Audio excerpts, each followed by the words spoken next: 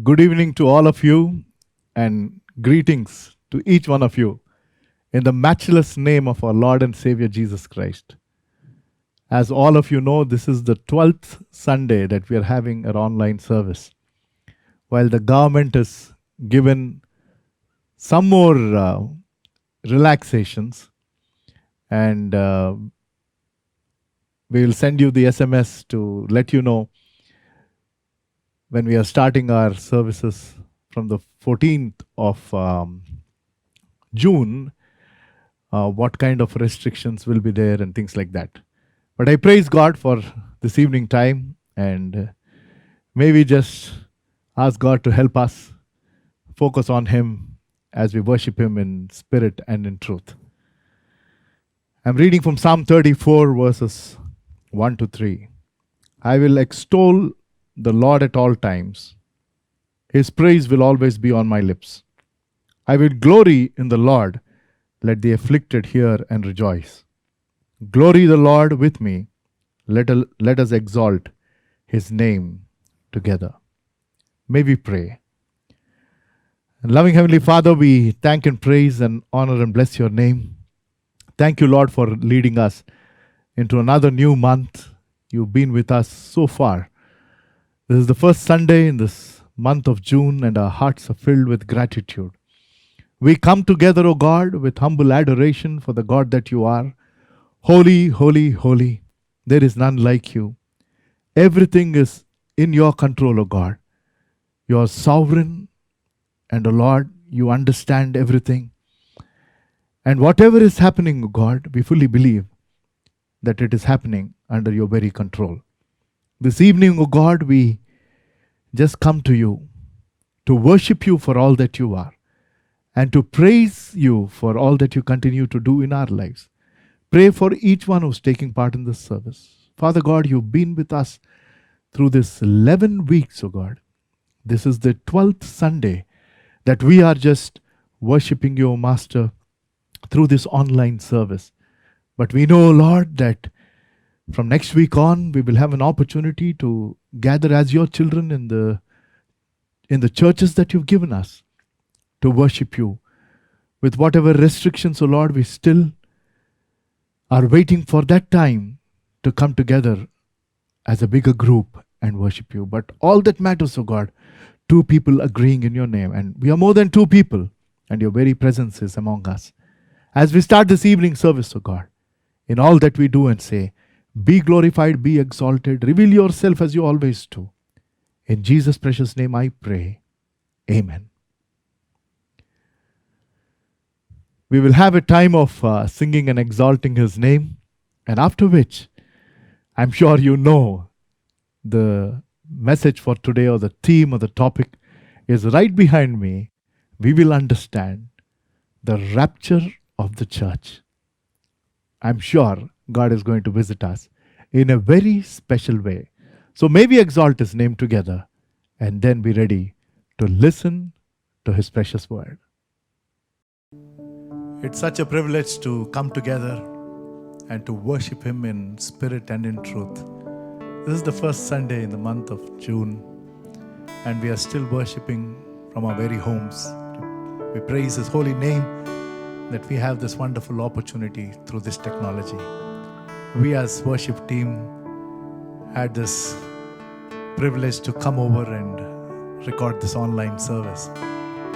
So join us together and may we exalt His blessed name. Yes, blessing and honor, glory and power belong to Him and Him alone.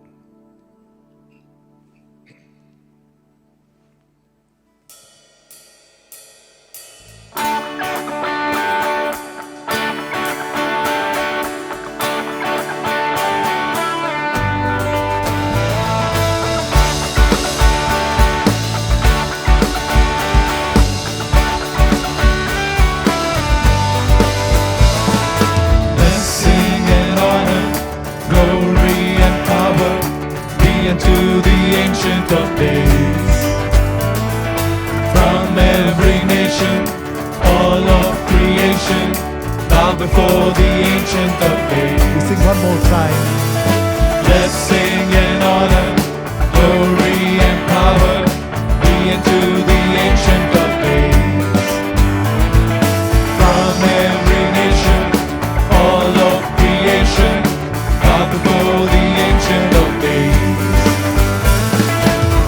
tongue in heaven and earth shall declare your glory. Every knee shall bow at your throne. In worship you will be exalted, O God, and your kingdom shall not pass away, O Ancient of Days.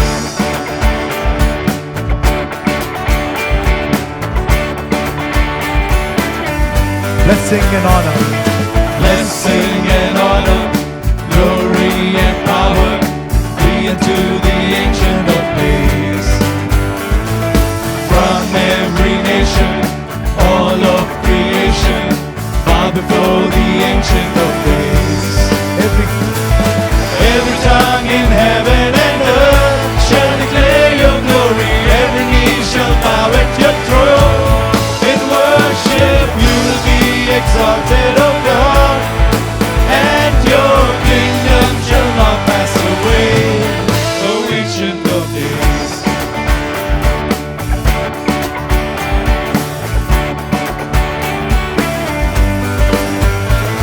Your kingdom shall reign over all the earth. Sing it to the Ancient of Days. For none can compare to your matchless word. Sing it to the Ancient of Days. Every tongue in heaven and earth shall declare your glory. Every knee shall bow at your throne. In worship you will be exalted, O God, and your kingdom shall not pass away, O Ancient of Days.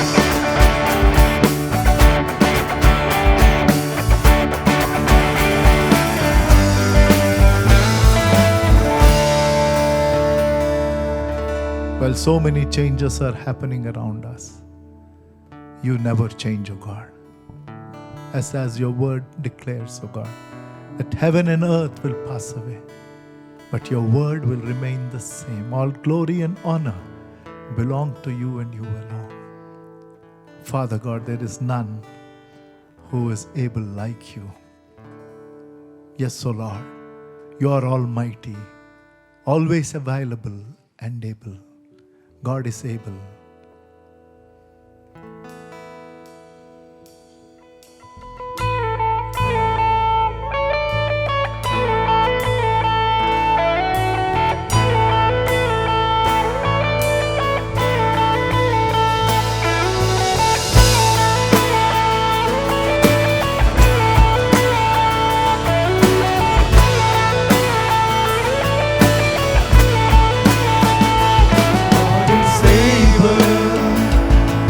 Will never fail. He is Almighty God, greater than all we see, greater than all we ask. He has done great things, lifted up, defeated the grave, raised to life. Our God is able. In His name we overcome. For the Lord our God is able.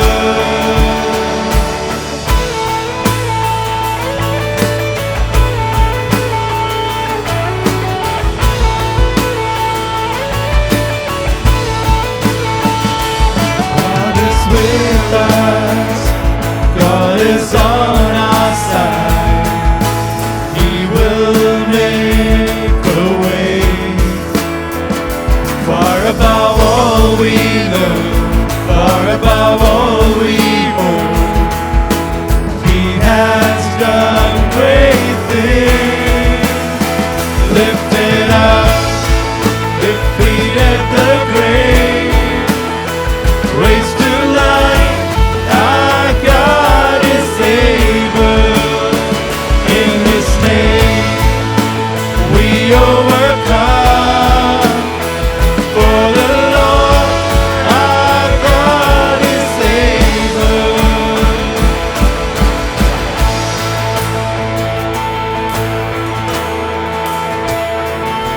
When God is for us, There is nothing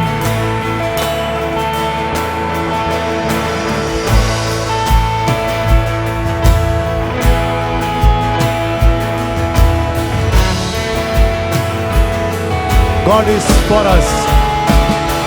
God is with us. He will go before. He will never leave us. He will never leave us. God is for us. He has opened arms. He will never fail us.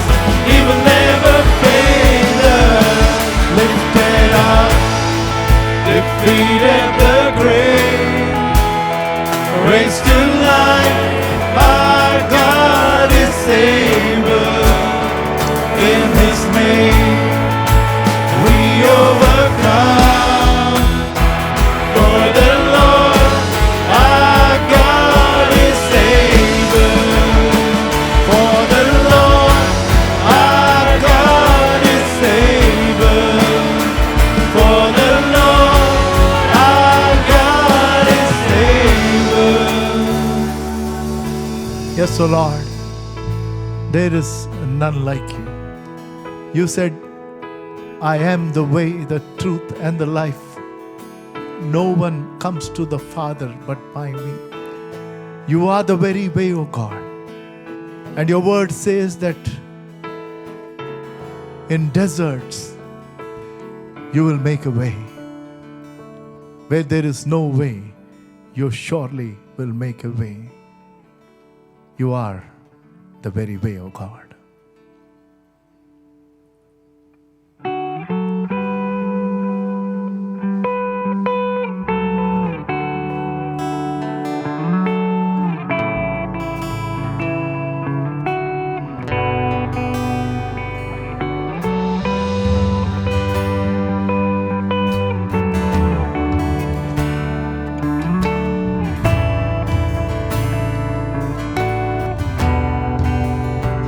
You are here, moving in our midst. I worship you. I worship you. You are here, working in this place. I worship you. I worship you. You are waymaker, miracle worker, promise keeper, light in the darkness. My God, that is who you are. You are waymaker, miracle worker, promise keeper, light in the darkness. My God, that is who you are. You are here, touching every heart. I worship you. I worship you. You are here, healing every heart. I worship you. I worship you. You are waymaker, miracle worker, promise keeper, light in the darkness. My God, that is who you are. You are waymaker, miracle worker, promise keeper, light in the darkness. My God, that is who you are. That is who you are. That is who you are. That is who you are. That is who you are. That is who you are. That is who you are. That is who you are. That is who you are.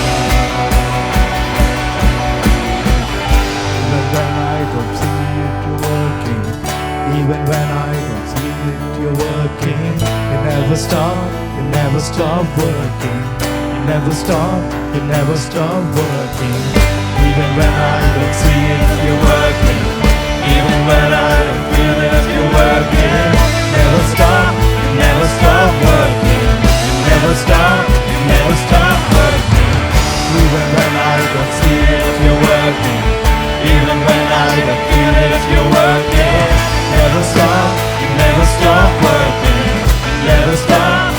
never stop working.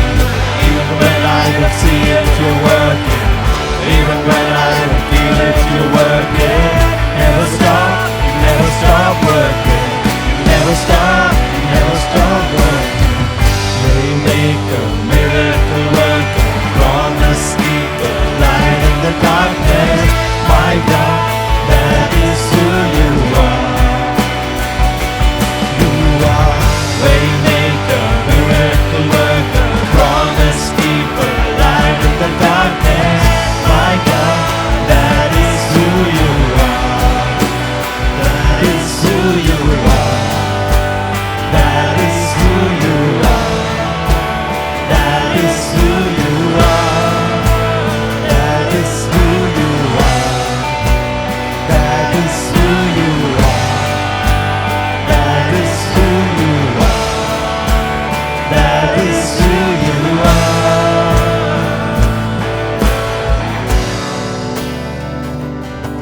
You are our everything, O God.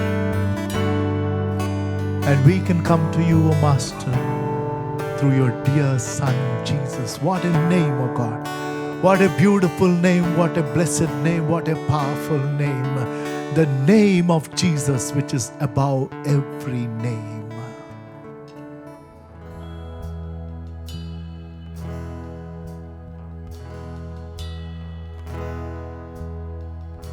You are the Word at the beginning, one with God the Lord Most High. Your hidden glory in creation, now revealed in you are Christ. What a beautiful name it is. What a beautiful name it is, the name of Jesus Christ my King. What a beautiful name it is, nothing compares to this. What a beautiful name it is, the name of Jesus.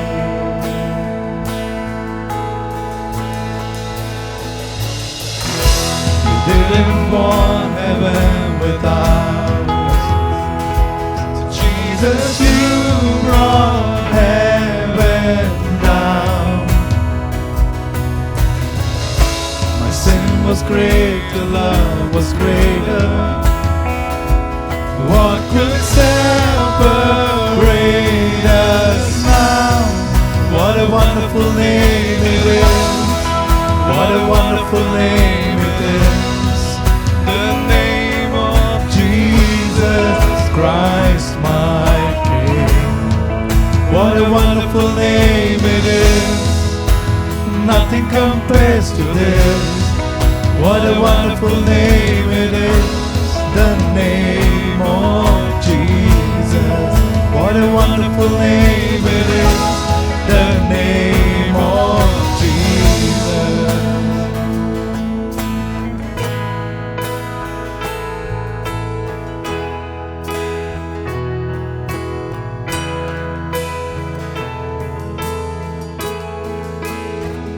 Could not hold you, the weight tore before you. You silenced the boast of sin and grave. The heavens are roaring, the praise of your glory. Who you are raised to life again. You have no rival, you have no equal, now and forever, God, you reign.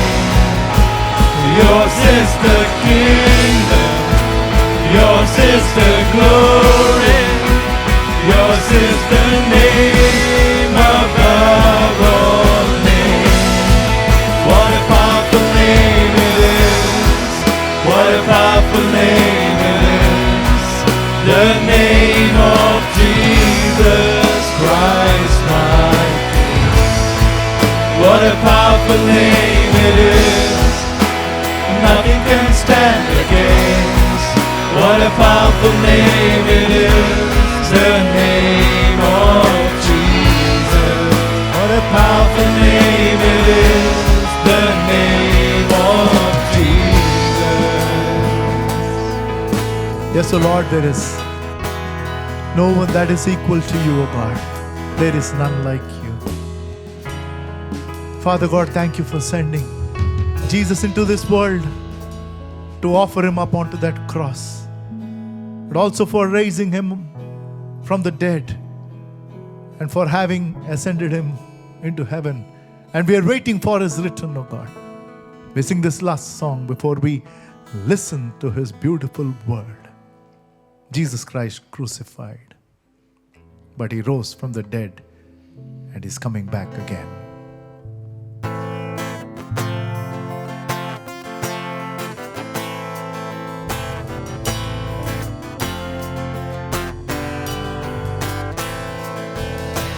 Jesus Christ, crucified, bled and died to save our lives.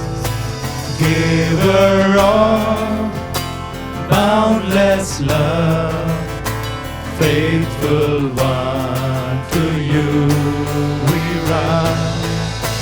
Every knee will bow, every tongue will shout, Jesus is the Lord, Jesus is the Lord. Every eye will see the coming of our King. Jesus is the Lord, Jesus is the Lord. Son of man, great I am, healing power is in your hand. Risen one, it is done. Sin and death are overcome. Every knee will bow, every tongue will shout, Jesus is the Lord, Jesus is the Lord.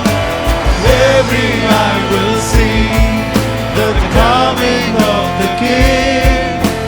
Jesus is the Lord, Jesus is the Lord. You're worthy of worship, you're worthy of praise, you're worthy of honor, you're worthy of thanks, you're worthy of worship, you're worthy of praise, you're worthy of honor, you're worthy of thanks.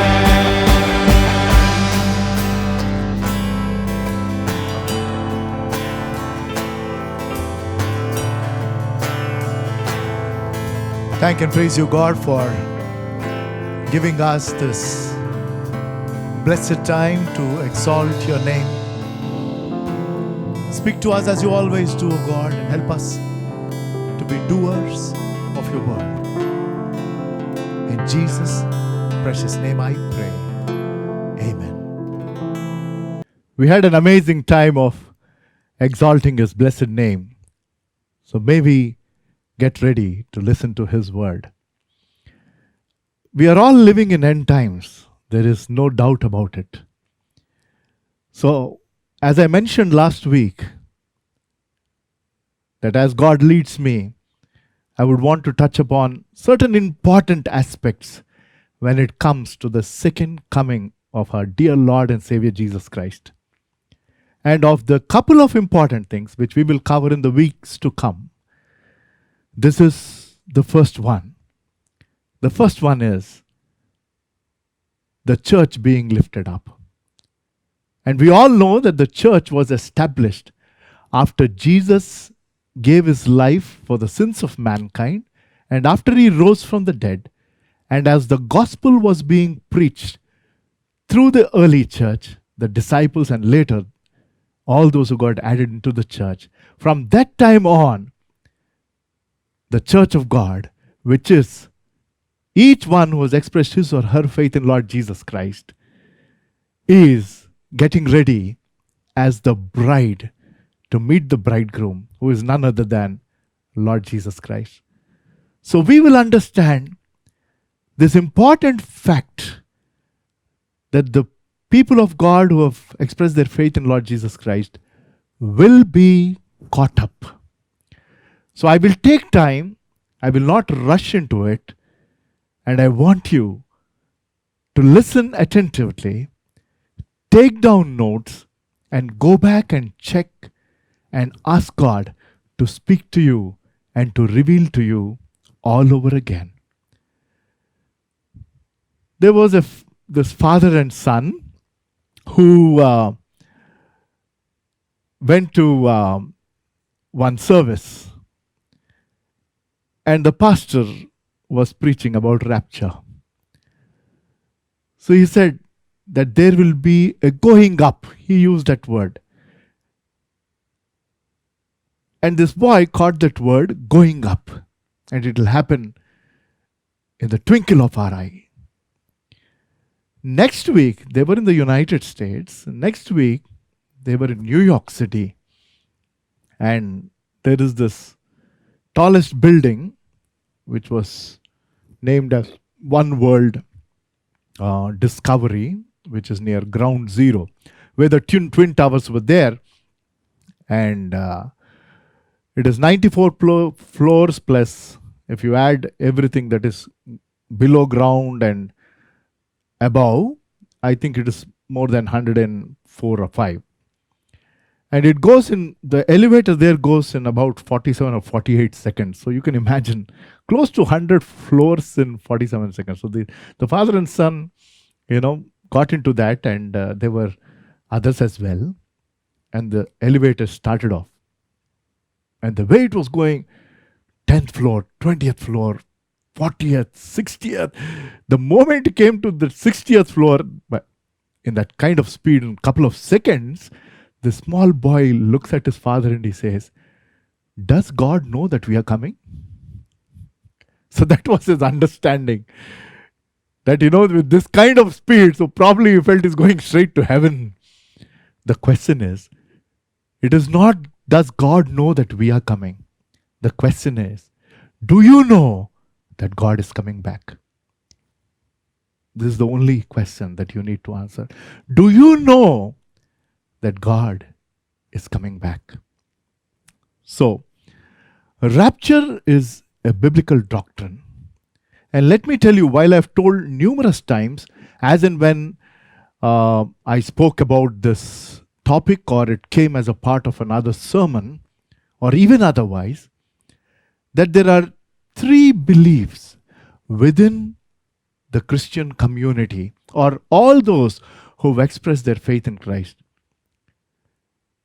I'm so glad and happy, and I praise God that each one of these beliefs, the common thing is all of them believe that the church will be caught up. So there is no disagreement in that. The disagreement is about the timing. So I don't want to, get into a so-called debate about this. But I will place before you what I have been, believing for so many years, and I continue to have the same belief, and that is what I'm placing before you. The 3 beliefs are, first is pre-tribulation. It is all linked to the 7 years of tribulation. And if you recall, we've meditated from Daniel chapter 9, verse 24 to 27, those 70 weeks, which are not just weeks but years. And I think it was last month, last month, May the 3rd, if I'm not mistaken, that Sunday, both in the Telugu and the English services. There are a lot of mathematics that we did, and we understood that the tribulation is yet to start, but there are so many signs. So the first belief, which I belong to that category, that is pre-tribulation, that is Jesus will come and the church will be caught up in midair. And after which there will be those 7 years of, great tribulation, or the wrath of God will be poured on this whole earth. The other belief is mid tribulation.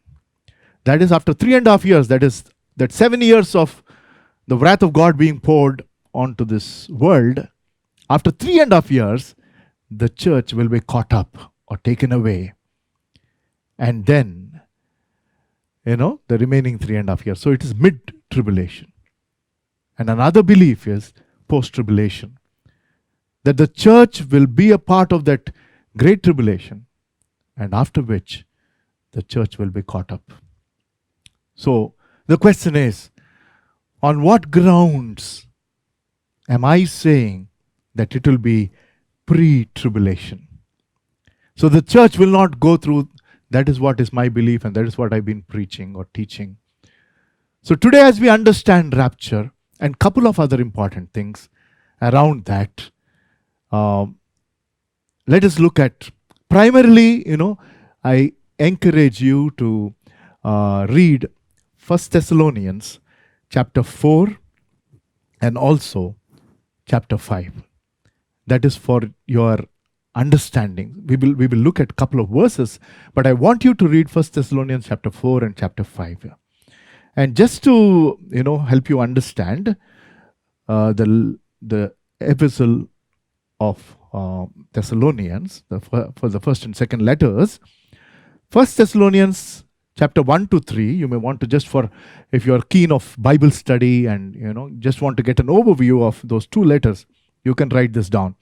1 Thessalonians chapter 1 to 3 talks about the faithfulness to the Lord. Faithfulness to the Lord. Chapter 4 and 5 is watchfulness for the Lord. Just for your understanding. 2 Thessalonians chapter 1 and 2, there are 3 chapters. Chapter 1 and 2 is the hope of his written, and chapter 3 is living in the light of his written. So that is 1 Thessalonians and 2 Thessalonians, the broad categorization. So why am I saying the church will be lifted up or raptured or caught up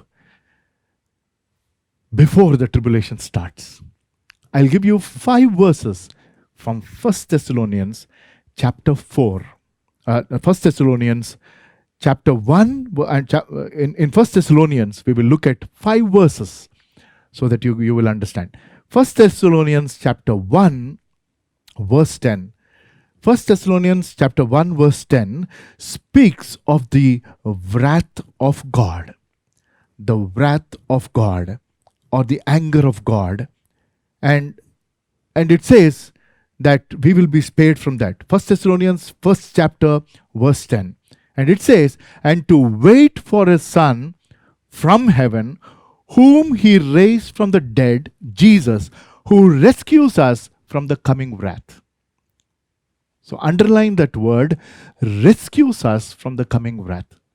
So this is one verse that tells us that we are not going through that 7 years of tribulation or the great wrath of God or the judgment of God. The next one, 1 Thessalonians chapter 2 verse 19.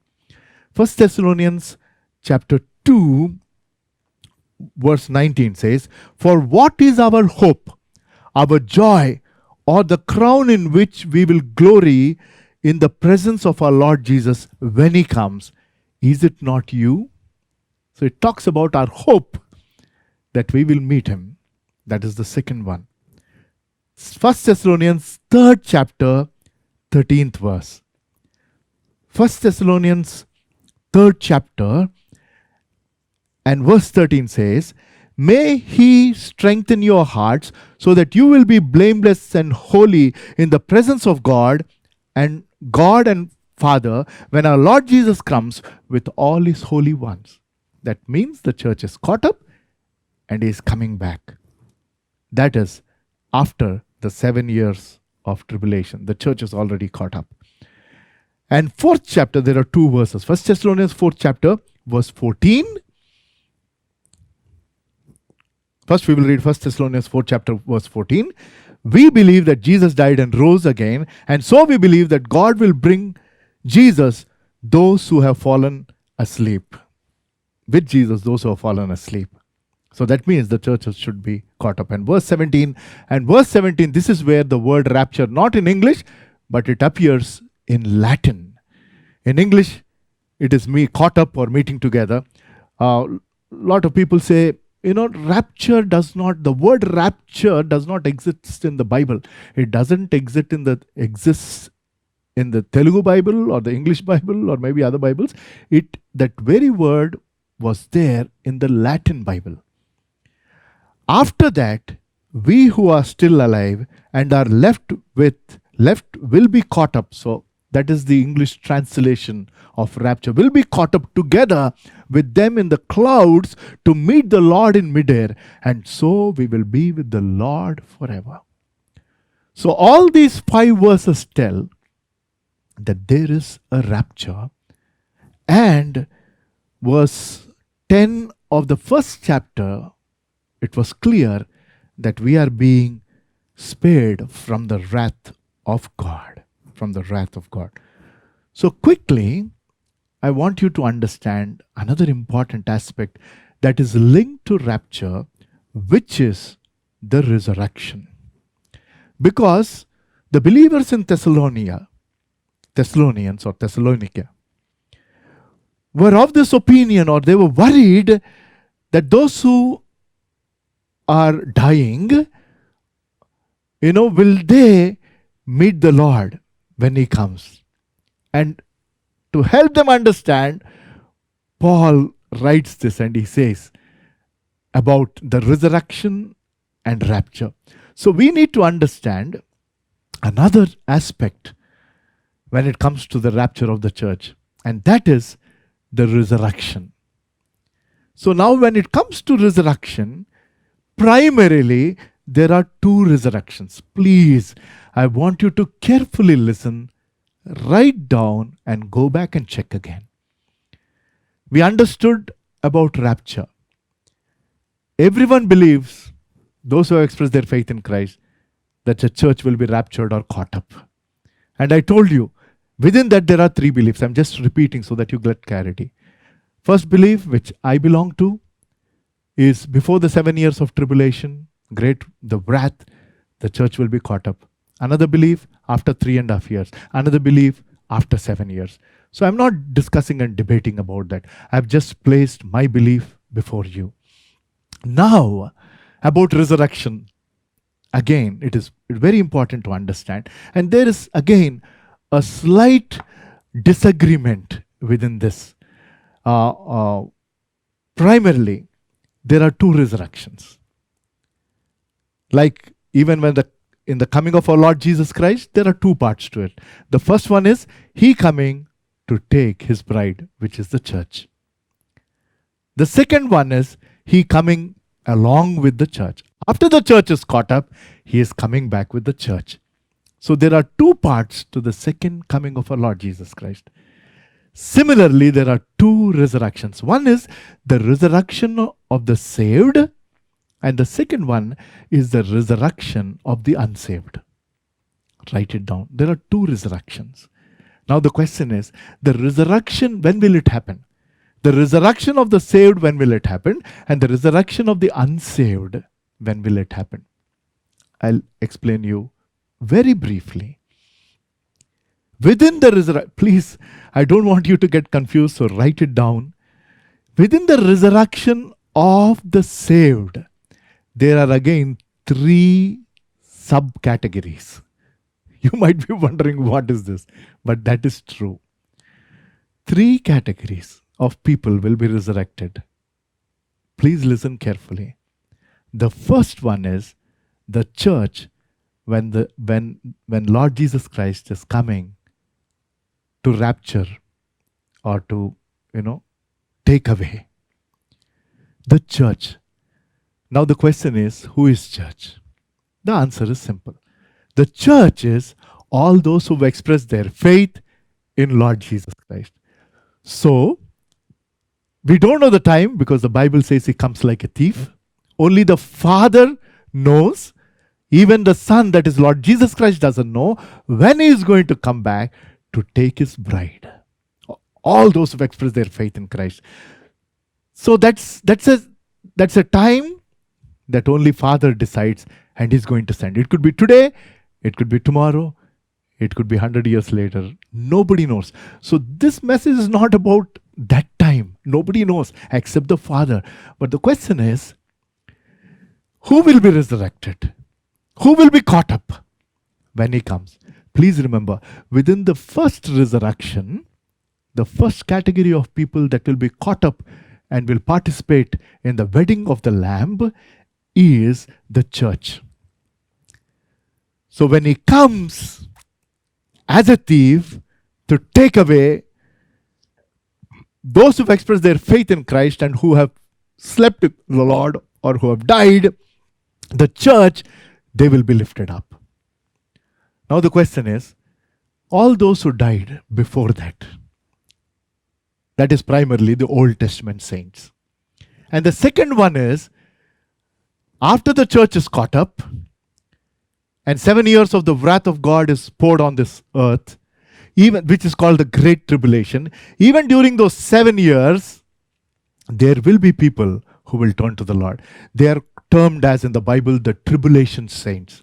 That is, even with the Antichrist ruling and the mark of the beast is on people, and these people will say, no, we will not have that that mark on us, and so they will go through so much of trouble and persecution. Never ever that kind of persecution was ever there in this world, but still they will express their faith in Christ, and there will be deaths during that time also. And those people are the tribulation saints. So within this first resurrection, when Jesus comes, the church is lifted up. 7 years of tribulation here. Then He comes back. And at the end of the 7 years, please listen carefully.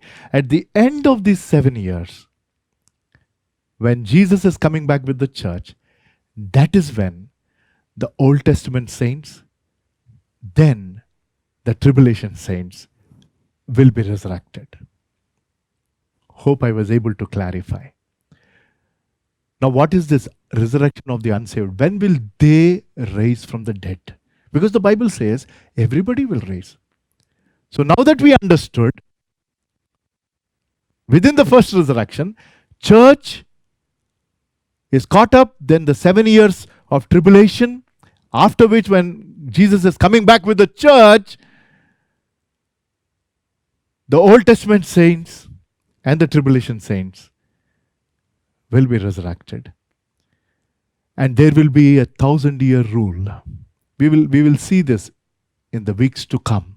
The main aspects of the second coming. We are seeing only the first one today. Then, after the 1,000 years rule, is the great white throne judgment.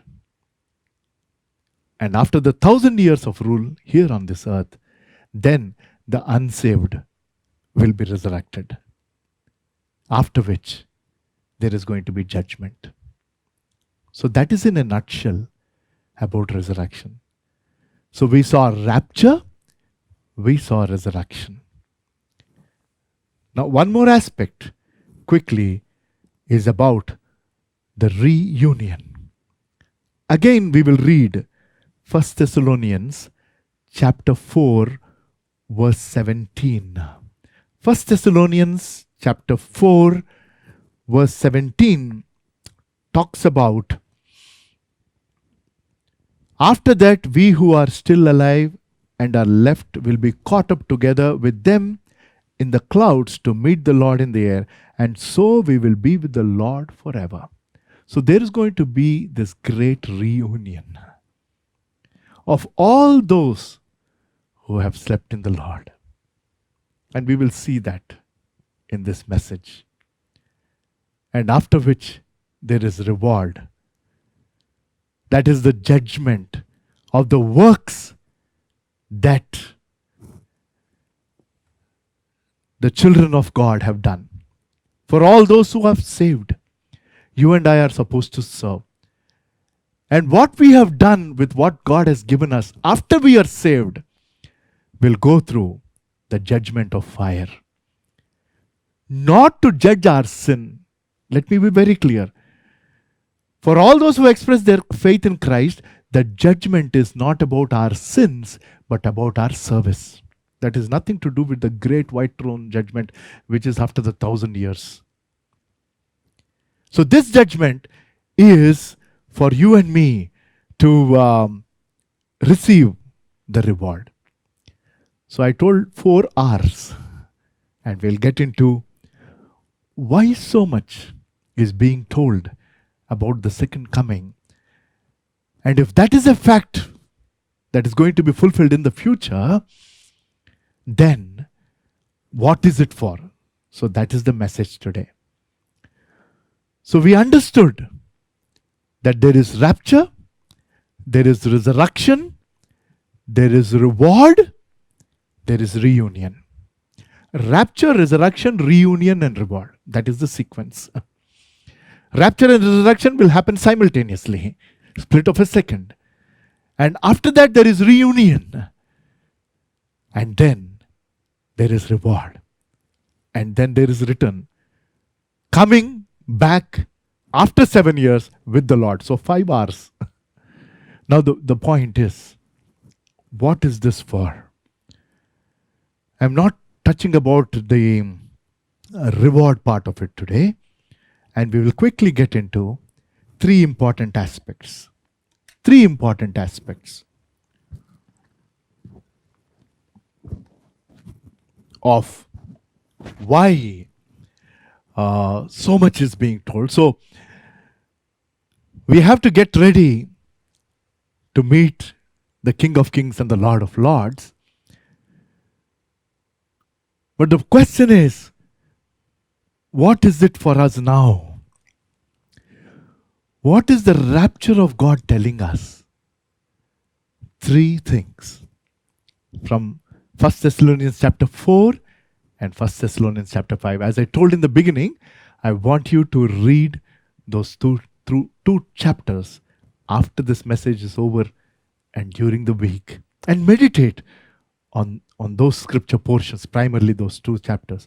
The first one is to encourage us to have the right attitude. You may want to write down, encourage us in the view of the Lord's coming, in the light of the rapture that is being caught up before that great wrath falls on this world.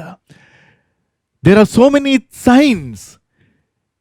Coronavirus, as I've been telling over these so many weeks, and even through word from home, these are signs. God is drawing the attention of mankind towards Him, and God is reviving His church if it is asleep.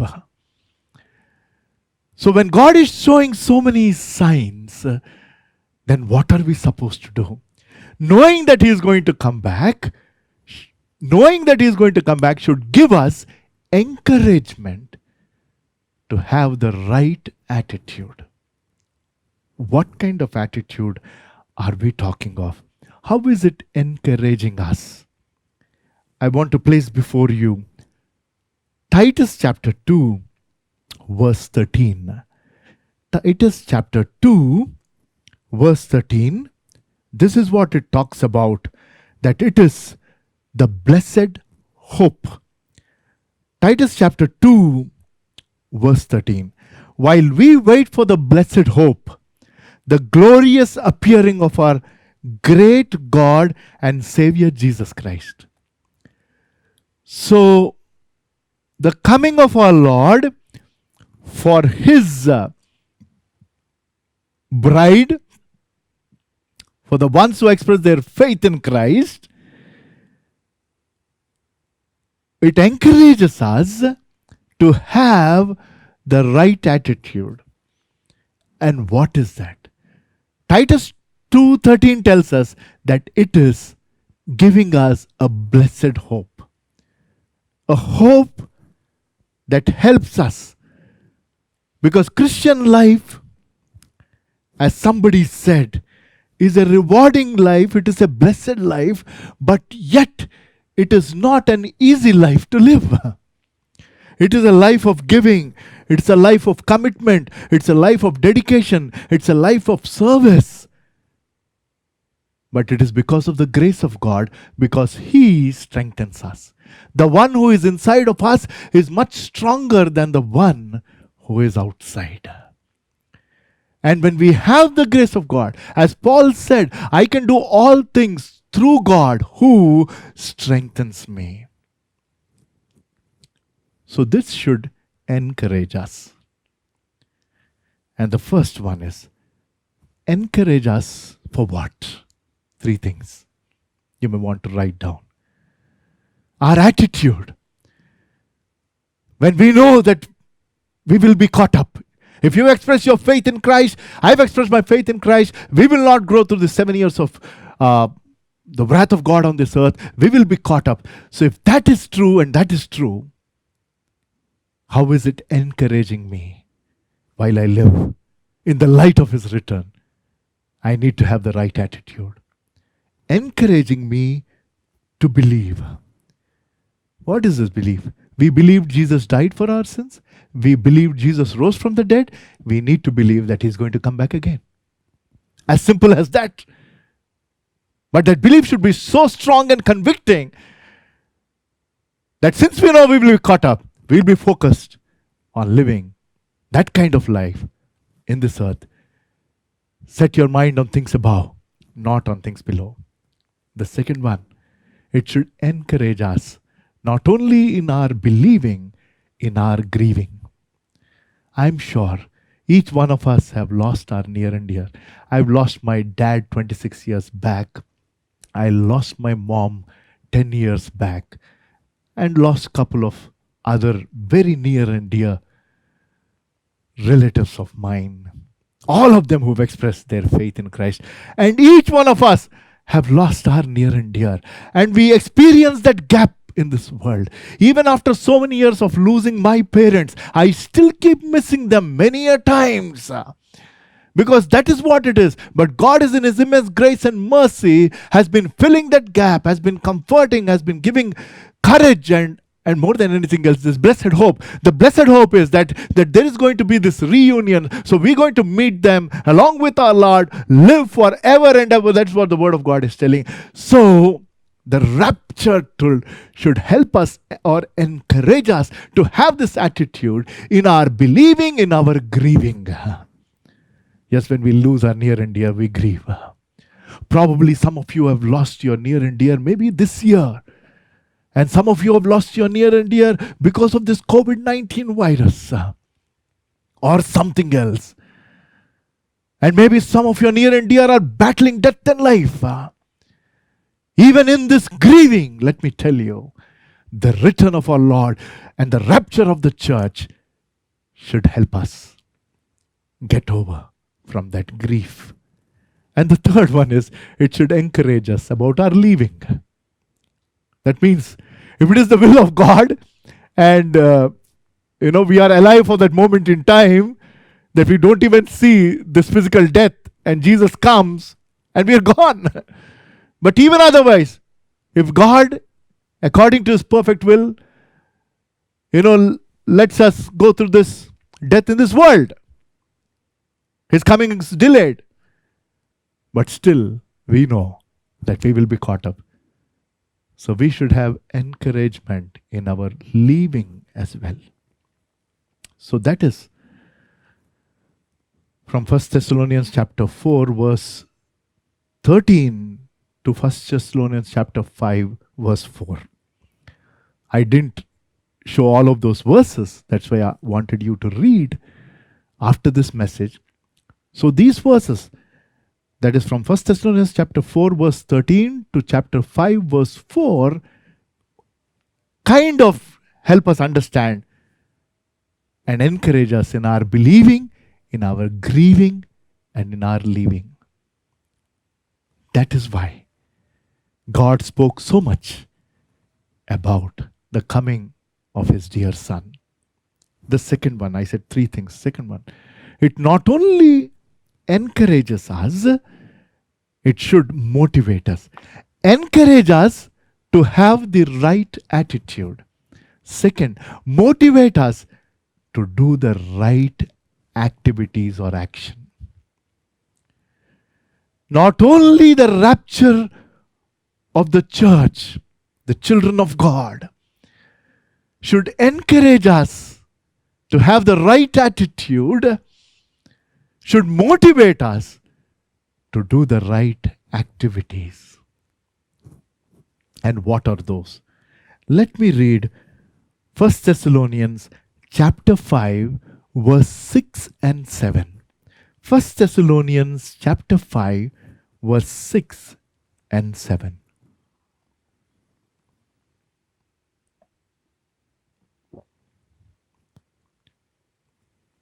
I'm waiting for the verses to come up. Yes. So then, let us not be like others who are asleep, but let us be alert and self-controlled. For those who sleep, sleep at night, and those who get drunk at night. But since we belong to the day, let us be self-controlled, putting on faith and love as a breastplate and the hope of salvation as a helmet. And later in verse 19 of this 5th chapter, it says this. 1 Thessalonians 5th chapter, 19th verse. So do not put out the Lord's Spirit. So what are these verses telling us? What is this right action? What is the rapture of God helping me?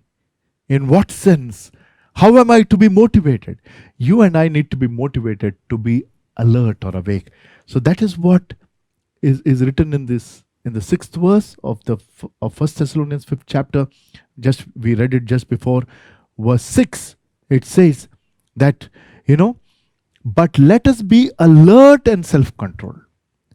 Being alert or being alert and awake. There is this song our youth sings just to keep people active. I'm alert, awake, enthusiastic. They just do it as a song, but this is speaking of being spiritually alert and awake. And we read verse 8 of the 5th chapter. I just read it for you. I'll read it again. So motivate us to wake up. Then, second one is we need to, but since we belong to the day, let us be self-controlled, putting on faith and love as a breastplate and the hope of salvation. It speaks of faith, love, and hope. So we need to dress up.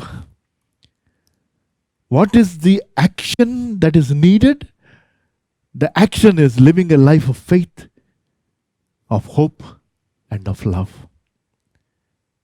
So it's a time for us to be spiritually awake and alert, and it's a time for us to dress up, be ready. So faith speaks of defense against the doubt of our assurance. God has assured, and Satan always places doubts. And even as we are living in these end days, I'm sure, because there is so much that is going on online, a lot of people are sharing about the second coming of Jesus Christ, and so many. So you and I need to be careful, because there are a lot of people who are false, who are fake, who use this very word and place it out of context and confuse you. And God the Holy Spirit is not there to confuse but give clarity. So when there is this assurance that God is going to come back and take us, you and I may fall in doubt. And to counter that doubt, you need to have complete faith in Christ. So that's why Paul is telling, put on, dress up with faith. And faith is our defense against the doubt of our assurance. Write it down. Second, love speaks of, again, each one of us is a defense. Love speaks of defense against the decline in affection. In Matthew chapter 24, we are not seeing it. Maybe in the weeks to come, we will touch upon that. When Jesus Christ himself gave so many signs about how the end of the age will be, when the disciples asked that question, in Matthew 24. And one verse says that the love of many will become cold like wax. Love of many will become cold. So if our love towards others and our love towards the Lord should not become cold. That is why you need God the Holy Spirit who pours out God's love in our hearts, which is Romans 5:5. God the Holy Spirit primarily pours God's love in our hearts, and our love should be always growing. We need to be on fire for God. So it's a defense against our declining affection. Love, genuine love of God, will help us fight the decline in our affections. And hope. Hope helps us against the dissolution in our anticipation. You and I are anticipating the coming and being caught up the rapture. And that should not be dissolved or diluted. That is why we read in Titus 2:12 or 13 in English, 12 in Telugu. The blessed hope. So faith, love and hope helps us defend. So dress up. So that is the second one. Third one is verse 11 of 1 Thessalonians chapter 5 verse 11, and after which we're coming to the last part. 1 Thessalonians chapter 5 verse 11.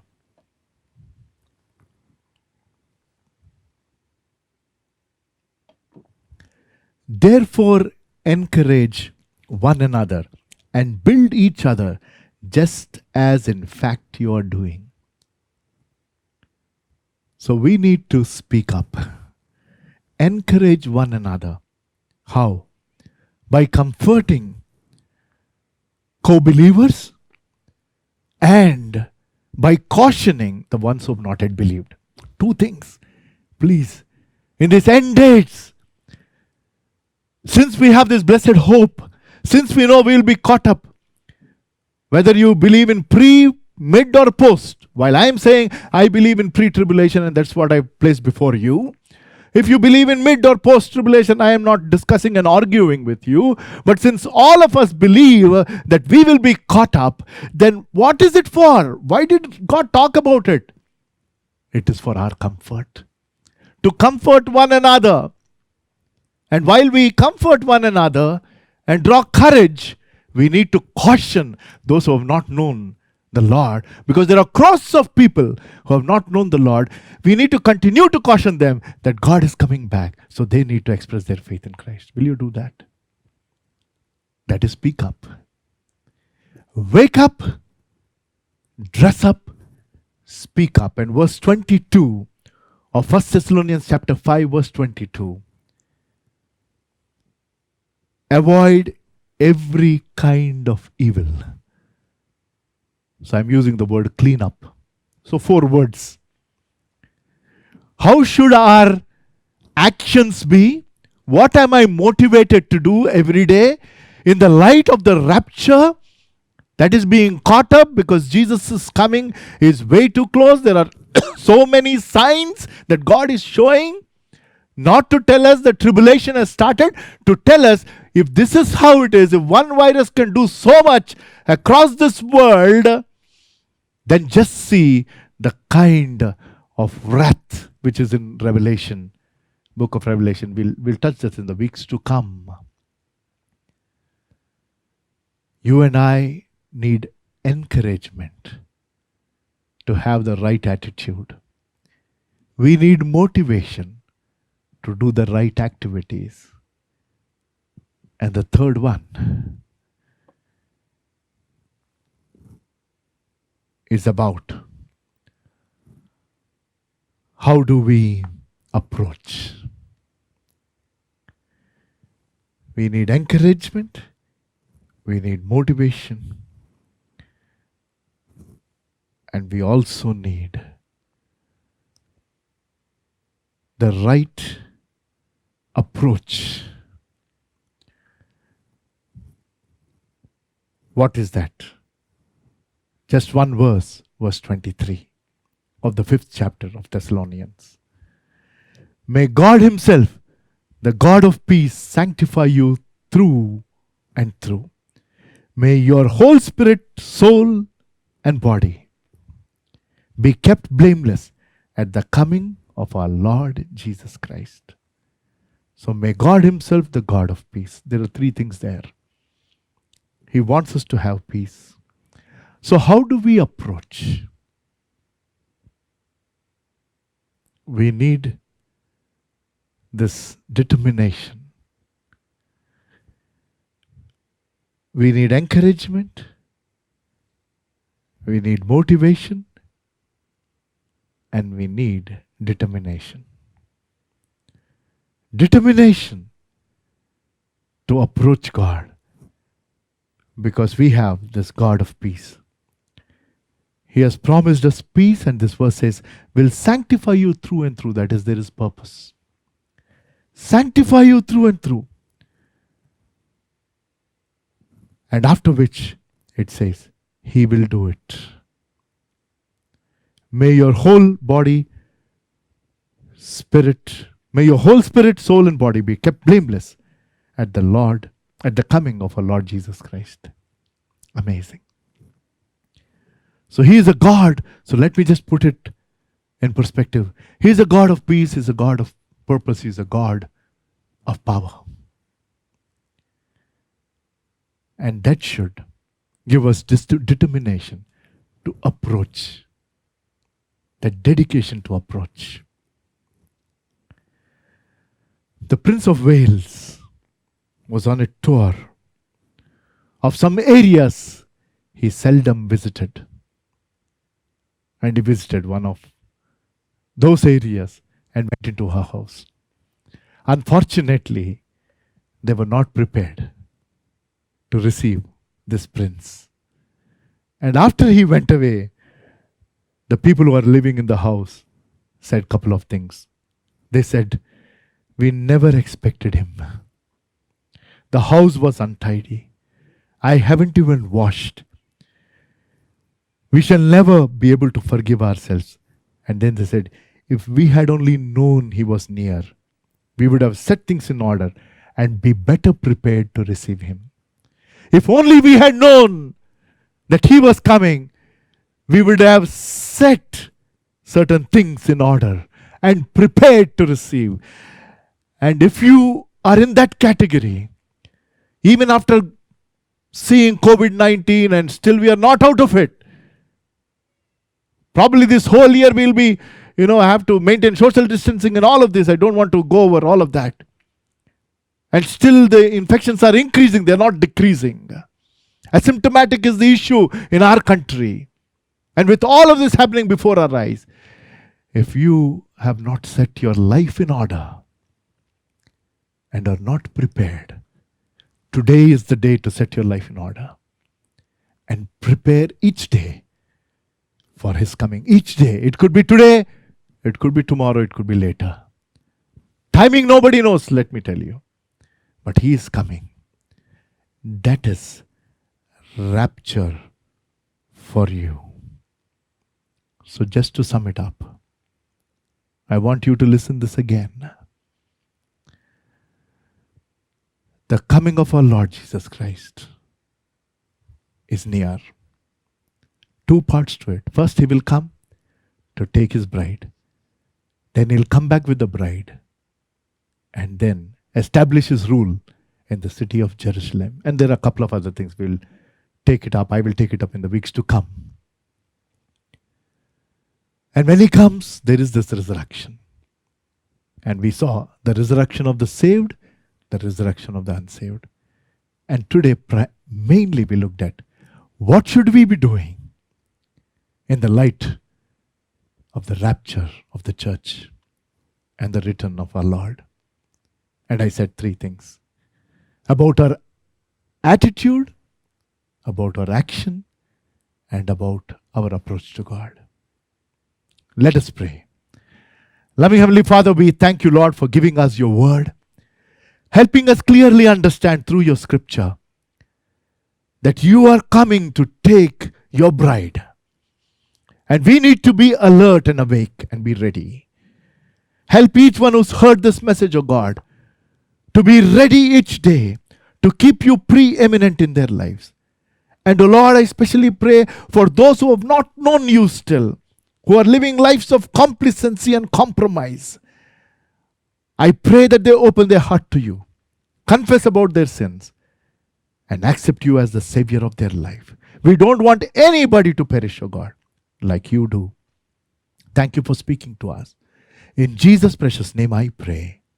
Amen. As most of you know that we've been having communion at home. Today is the first Sunday in the month of June. So as you prepare at your very homes, I'm sure you have bread or chapati or anything, but that is symbolic of the body of our Lord Jesus Christ. And also the juice that you've kept with you is the precious blood. It symbolizes the precious blood. So after we sing a song, I request you to prayerfully participate in the communion as we conduct the Holy Communion here. As we all get ready to take part in the communion while we are at our very homes, let us prepare ourselves, for God has taken our place. And as we sing this song, I want you to get ready to take part in the communion. Blessed assurance, Jesus is mine. Oh, what a Savior.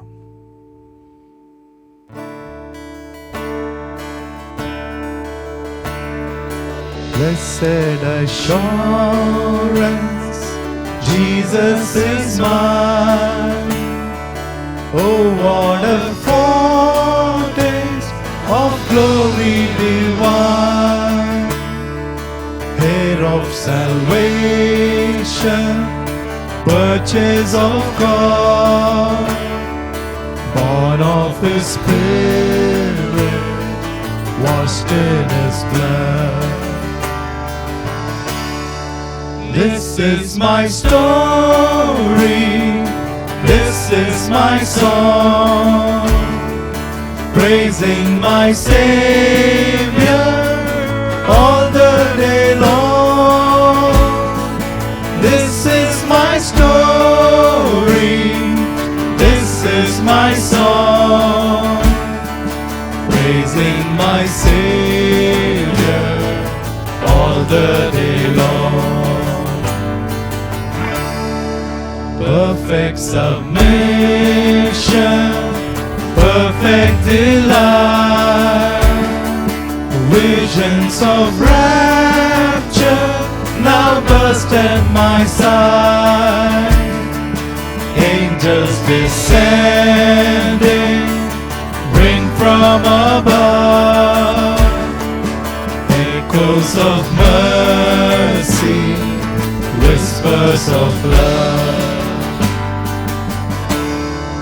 This is my story, this is my song, praising my Savior all the day long. This is my story, this is my song, praising my Savior all the day long.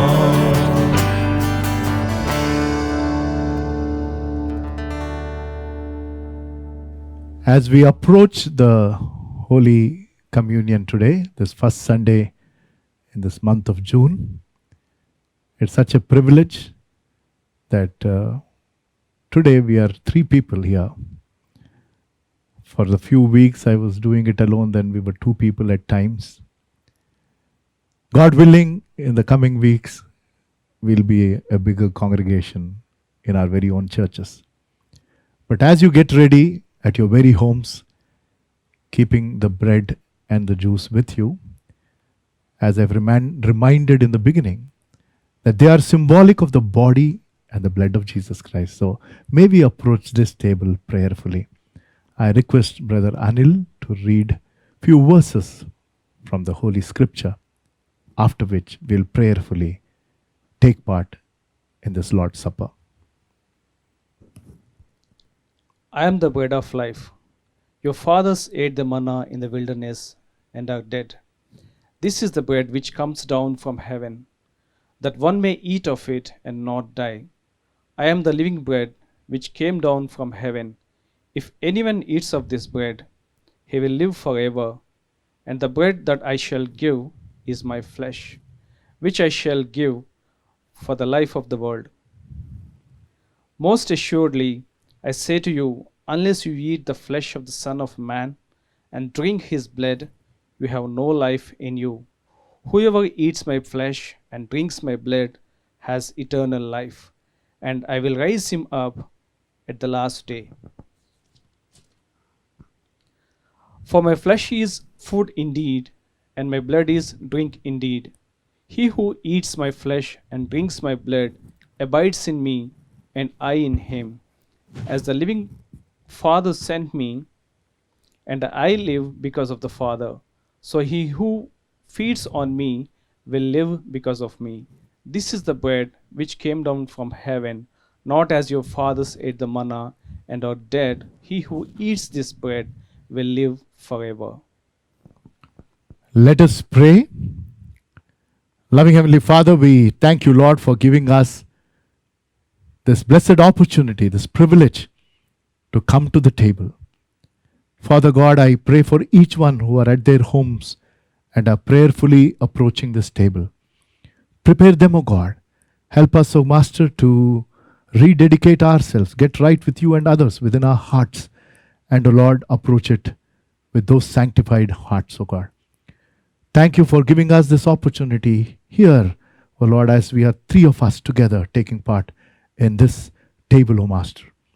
And as we, Lord, are obeying the command given by your dear Son, may we be obedient each day of our lives. Especially pray that you bless this bread and the juice as we take them, acknowledging that they are symbols of the very body and the blood that your dear Son has shed on the cross of Calvary. Bless us as we take part. In Jesus' precious name I pray. Amen.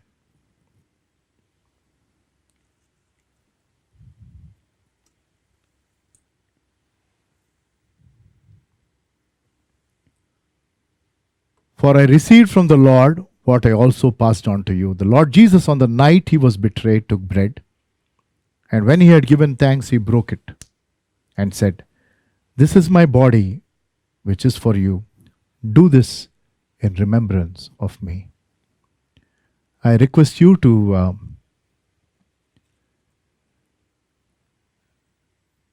take the bread or the element that you kept, which is symbolic of the body of Jesus Christ.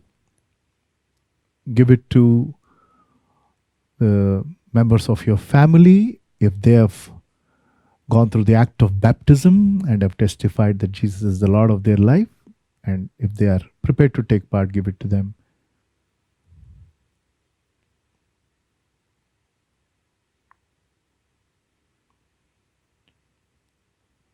May we thank God and with a heart of gratitude accept this bread.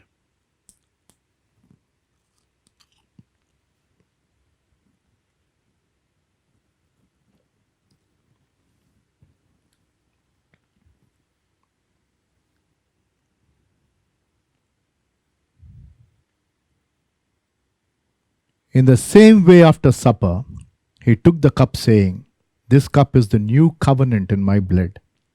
Do this whenever you drink it in remembrance of me. For whenever you eat this bread and drink this cup, you proclaim the Lord's death until he comes."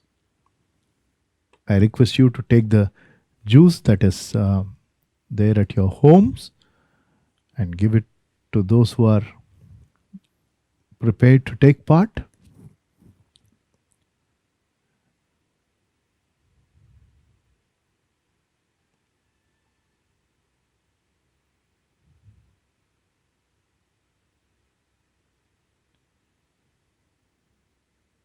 May we thank God for saving us, setting us free, and giving us life, life eternal.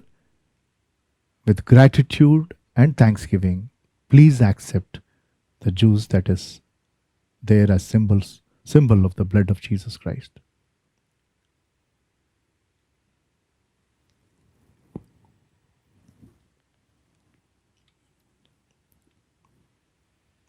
Let us pray. Loving Heavenly Father, we thank you, Lord, for giving us this wonderful opportunity to come to the table and, Lord, to acknowledge and say that you are the Lord of our life.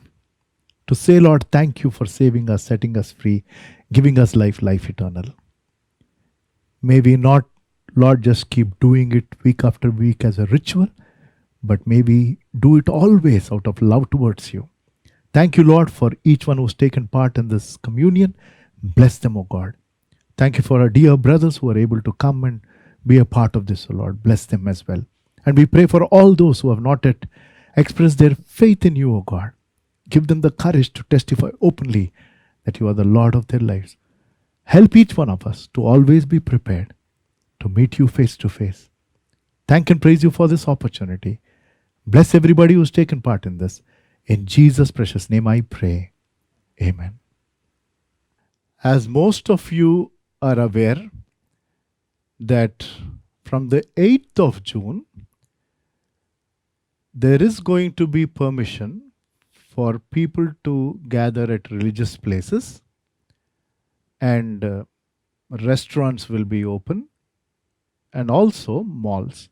However, we are waiting for more clarity about the kind of restrictions and further understanding of that. Even if there is some relaxation and we can start worshipping in the church from the 14th of June, we all are aware that we can't gather as big groups and we can't sit close together. That means to say, even within the church, we need to maintain social distance. We have to use hand sanitizers for everybody who's coming in. All of us must come with masks. And after one service, there needs to be disinfecting of the place and cleaning up for the next service to start. So we are still trying to work out. We definitely can't accommodate everybody in 2 services, Telugu services and 1 English service. We have to have multiple services. So just wait for further updates in the website, and also we will send SMS if you are part of the SMS list. If not, every Sunday we are giving out this number, which is 733 733 5571. Again, we are trying to do something for Sunday school online, because schools, the decision by the government is in the month of July. So we cannot have Sunday school as well. But we will do something online, and that update also you will receive. And if you want to send your offering, your Sunday offering and your tithes, then you can do it online through net banking, Axis Bank account number, and the details are there in the website and also on the screen. And you can use the same details and give your offerings through Google Pay. So please wait for the update from us, either through an SMS or in our website. And then I request you to please follow the instructions. We have to help each other be safe and also the society around us. May we close this evening's service with a word of prayer. Loving Heavenly Father, we thank you, Lord, for giving us this blessed time to gather once again in your matchless name and to worship you in spirit and in truth. Thank you, Lord, for each one who's taken part in this evening service today. Bless them, O Lord. Thank you for protecting each one of us and for providing for us. While there is so much happening around, it is your grace and mercy that we are alive for this moment in time. Help us, O God, to keep you first in everything that we do and say. Thank you for speaking to us through your word and helping us understand the facts about the coming of your dear Son to take up the church.